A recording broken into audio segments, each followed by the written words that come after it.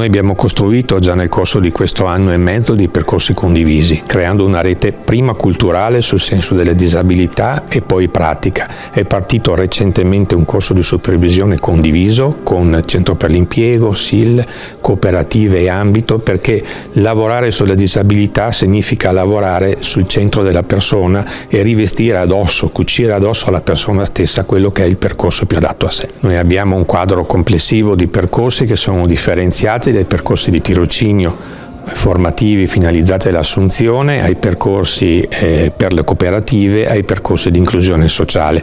Mediamente sono circa il 50% questi percorsi. Poi abbiamo ottenuto 64 assunzioni quest'anno direttamente nelle aziende e soprattutto seguiamo più di 250 persone nel mantenimento posto lavoro, che garantisce la continuità nel tempo dei percorsi lavorativi delle persone disabili nelle aziende.